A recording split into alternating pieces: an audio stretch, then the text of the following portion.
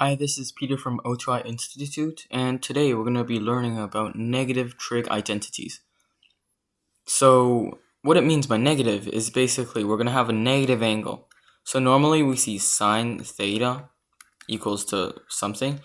Well, today we're not going to be doing that. That's boring. Today we're going to be doing sine of negative theta. Now, what is this? We don't know. Well, we're going to try to figure it out. So let's start by drawing our unit circle.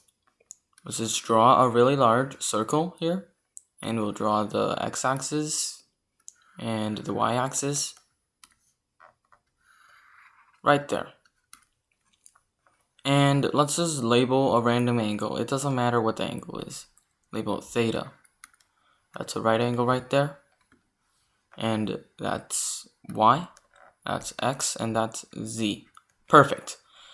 Now we're going to take the normal sine of angle theta. So that would be, that's just y opposite over hypotenuse z. So y over z. That's the normal thing. Now let's try to take negative theta. How are we going to do this? Well, we know if we make an angle negative, normally theta rotates this way and rotate at theta degrees. If we make it negative, it's going to rotate the opposite way. So it's going to end up somewhere like here with the right angle. And now this is negative y now. Because remember, coordinates still apply here. In this fourth quadrant right here, y is negative, and x is still positive, and z, remember z is the radius of the circle, so it is always positive. It cannot be negative because that wouldn't make sense. We can't draw a circle with a negative radius. So now let's see, sine of negative theta is negative y over z, which is equal to, if we take the negative out from the numerator, negative y over z. So we can see that it is literally the negative solution of the original. So we get that sine of negative theta is equal to negative sine theta.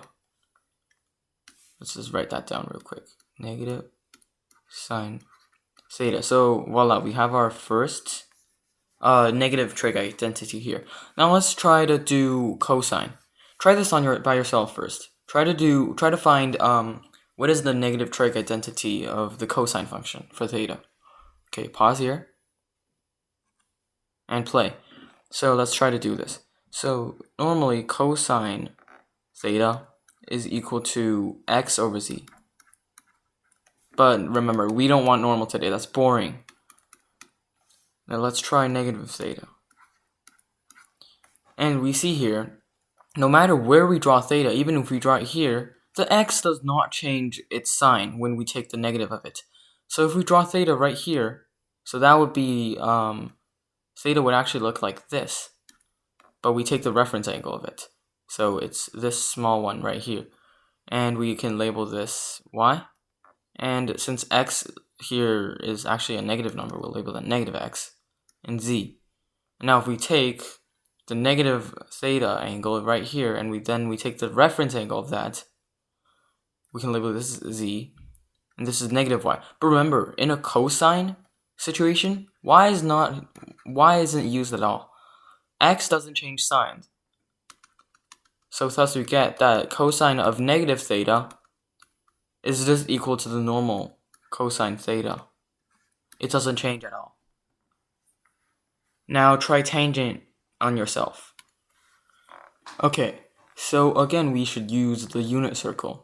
Let's draw another angle theta right here. This is theta. And we'll label it y and x and z. And now we're going to try to do tangent. So if we draw negative theta right here, now this unit circle really isn't that even, so it might not look like negative theta, but it is. Right there, that's negative theta. And we label this the z, and this is negative y. Since tangent is the opposite over the adjacent, the x doesn't change signs because we proved that with cosine already. The y, however, it does from taking a negative angle. So we get tangent of negative theta is equal to negative tangent theta. And this looks just like the sine one. Now let's write out each of them. So we discovered that